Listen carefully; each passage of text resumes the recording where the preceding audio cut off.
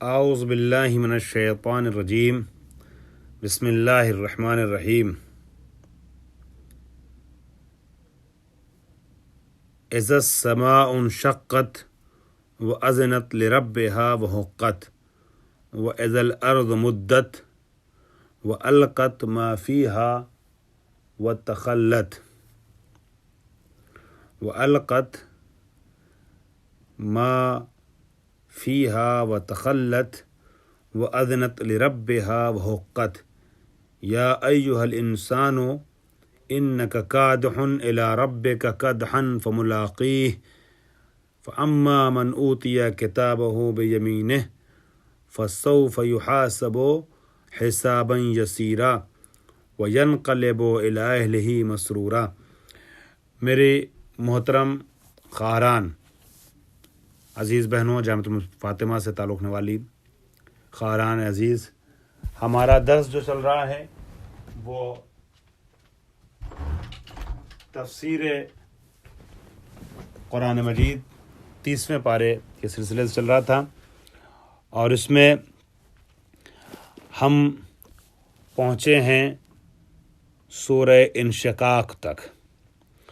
سورہ انشقاق کی تفسیر کے پیش خیمے اور مقدمے کے عنوان سے ہم چند آیات کا ترجمہ آپ کی خدمت میں پیش کریں گے، لیکن اس کے پہلے میں گزشتہ درس کا ایک جملہ جو چھوٹا ہوا تھا وہ عرض کر دوں تفسیر کا۔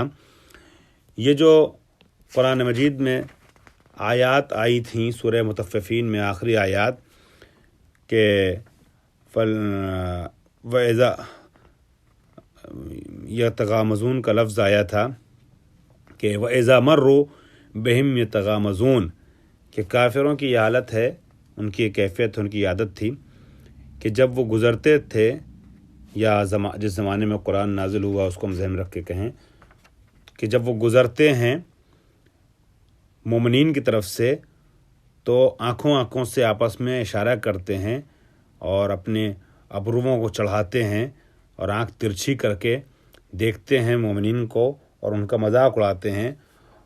تو یہاں پر ایک تفسیر یہ بیان کی گئی ہے کہ یہ جو آیات نازل ہوئی ہیں جس میں ان آیات میں جن اہل خیر کا تذکرہ ہے کفار کے ساتھ، جن اہل خیر کا کفار مذاق اڑاتے تھے، مسخرہ کرتے تھے، اور جن مومنین کا ذکر ہے اور جن مومنین کی تسلی کے لیے آیت آئی ہے، ان مومنین میں ایسے تو اس کا ان مصادیق عمومی بھی لیا جا سکتا ہے کہ جتنے بھی کفار مومنین کا مذاق اڑاتے ہیں سارے کفار جہنمی ہیں، اور یہ سارے مومنین جو ہیں وہ دل برداشتہ نہ ہوں، انشاءاللہ پروردگار عالم کے نزدیک معجور ہوں گے۔ لیکن خصوصیت سے یعنی نزول اس کا خاص ہے، شان نزول خاص ہے، لیکن اس کا اطلاق عمومی ہو سکتا ہے، اطلاق عام ہو سکتا ہے۔ خاص کس کے لیے آیت نازل ہوئی ہے؟ مفسرین نے تحریر کیا ہے کہ امیر المومنین کے شان میں یہ آیت نازل ہوئی ہے، اور امیر المومنین کے دشمنوں کی مذمت میں یہ آیت نازل ہوئی ہے۔ یہ آیتیں جو سورہ مطففین کی آخری آیتیں ہیں، مولا کائنات کچھ کفار کے سامنے سے گزرے، تفصیلی کتابوں میں ان کے اسامی بھی تحریر کیے گئے ہیں، اس تفصیل میں نہیں جا رہا ہوں۔ کفار کے درمیان سے گزرے ان کے پاس سے، تو کفار نے امیر المومنین کو دیکھا اور ترچھی آنکھوں سے ایک دوسرے کو اشارہ کیا، آنکھ کنکھیا کے دیکھا، آنکھ ماری اور ان کا مسخرہ کرنے کی کوشش کی۔ تو یہ بات امیر المومنین پہ گراں گزری، قلق ہوا امیر المومنین کو اس بات کا کہ کفار جو ہیں وہ اس طریقے کی حرکتیں کر رہے ہیں۔ البتہ لکھنے والوں نے لکھا ہے بہرحال، لیکن جب وہ بزم پیغمبر اکرم میں وارد ہوتے ہیں، حضور کی بزم میں امیر المومنین داخل ہوتے ہیں، تو اس کے پہلے کہ علی آتے اور اس کے پہلے کہ علی اپنی زبان سے کچھ کہتے، آیت قرآنی نازل ہو گئی، اور قرآن کی آیت نے نازل ہو کر کے امیر المومنین کے قلب کی تشفی کا اور تسلی کا سامان فراہم کر دیا۔ چنانچہ جیسے ہی آپ حضور کی بزم میں داخل ہوئے، حضور نے آپ کو دیکھنے کے بعد مسکرا کے آواز دی، علی تمہاری شان میں آیت نازل ہوئی ہے جس آیت سے تمہاری عظمتوں کا اظہار ہوتا ہے اور تمہارے دشمنوں یعنی کفار کی مذمت کی گئی ان آیات میں۔ اور اس کے بعد یہ آیات سنائی. امیر المومنین مسکرائے اور امیر المومنین کے قلب کو تسلی ہوئی، اور امیر المومنین کو اس چیز کا ظاہری طور پہ بھی، ویسے تو ہمیشہ احساس رہتا تھا، ظاہری طور پہ احساس ہوا کہ خالق کائنات کی یہ امیر المومنین کے متعلق محبت ہے کہ جب علی کے دل کو ذرا سی ٹھیس پہنچی اور کفار کی طرف سے علی کو کے دل میں ذرا سا ملال آیا، تو خالق کائنات نے قصیدہ علی کے شکل میں قرآن کی آیت بھیج دی.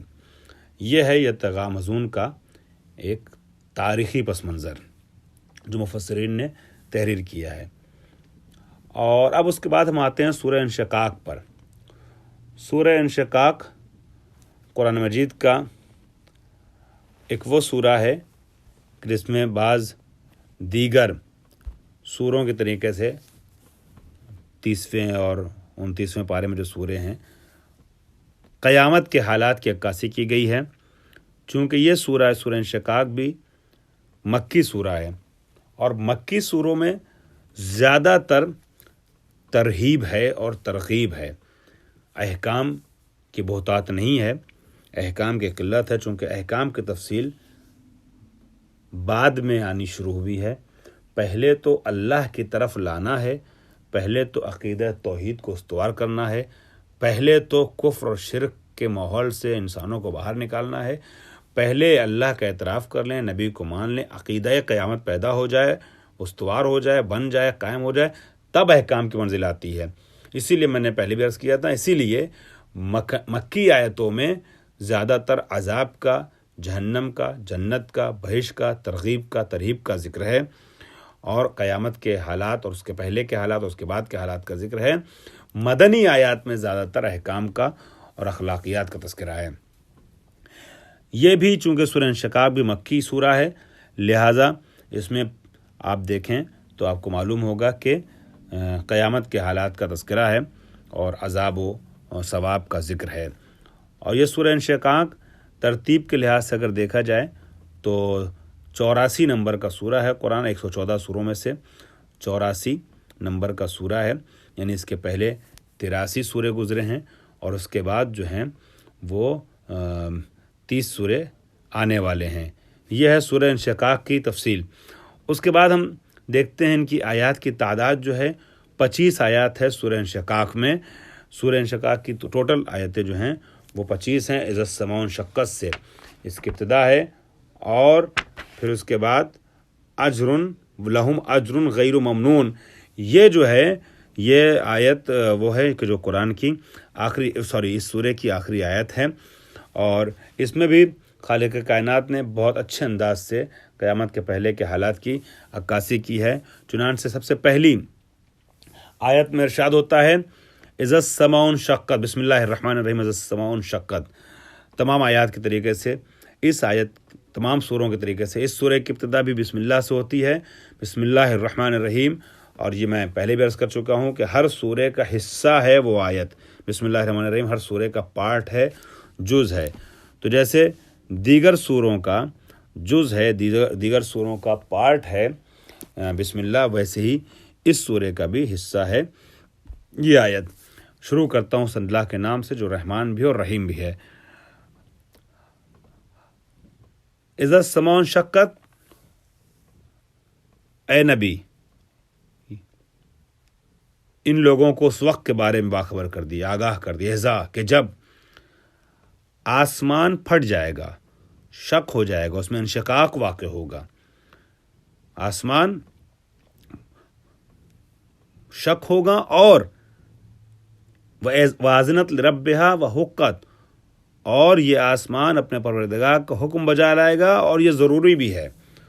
حقت کا معنی حق سے بنا ہے، حقت کا معنی یہ ہے کہ یہ ضروری بھی ہے، یعنی ایسا ہوگا. ایک مفہوم یہ ہے اس کا کہ بالکل ایسا ہوگا، بالضرورت ایسا ہوگا. اور ایک معنی یہ ہے کہ حق یہ ہے کہ ایسا ہو، کہ آسمان میں انشقاق پیدا ہو. کیوں؟ سزاوار ہے کہ ایسا ہو. کیوں؟ اس لیے کہ آسمان بھی مخلوق خدا اور مطیع خدا ہے. جب اللہ کا حکم ہو جائے گا تو ممکن نہیں ہے کہ آسمان جو ہے وہ انشقاق سے محفوظ بچا رہ جائے، دور رہ جائے. حقت کا مطلب یہ ہو گیا کہ سزاوار یہ ہے کہ اللہ کے حکم کے آگے آسمان بھی تسلیم ہو جائے. اذنت لربھا، اور اپنے پروردگار کا حکم بجا لائے گا. اذنت سے مراد یہاں پر حکم کا بجا لانا ہے، یعنی پروردگار عالم کے حکم کے آگے مطیع بن جائے گا آسمان. گوش بے فرمان پروردگار خواہد داد، گوش بے فرمان خداوند عالم داد، خواہد داد آسمان. بہرحال وَإِذَا الْأَرْضُ مُدَّتْ، صرف زمین کی بات نہیں ہے کہ زمین حکم خدا پر عمل کرے گا، صرف آسمان کی بات نہیں کہ آسمان حکم خدا پر عمل کرے گا، بلکہ زمین بھی عمل کرے گی. جو زمین سے کہا جائے گا وہ زمین بجا لائے گی حکم. وَإِذَا الْأَرْضُ مُدَّتْ، اور اے نبی اس وقت کہ جب زمین وسیع ہو جائے گی، زمین پھیلا دی جائے گی، زمین میں کشادگی ہو جائے گی، آسمان میں انشقاق ہوگا، زمین میں کشادگی ہوگی، زمین گستردہ ہو جائے گی، ہموار ہو جائے گی، پھیلا دی جائے گی. اور جب زمین امتداد کہتے ہیں کھینچنے کو، زمین جب پھیل جائے گی، وسیع ہو جائے گی، تو کیا ہوگا؟ وَأَلْقَتْ مَا فِيهَا وَأَلْقَتْ مَا فِيهَا وَتَخَلَّتْ، تو پھر یہ زمین اپنے ذخیرے پھینک کر خالی ہو جائے گی، اور وہ اپنے ذخیرے پھینک کر خالی ہو جائے گی.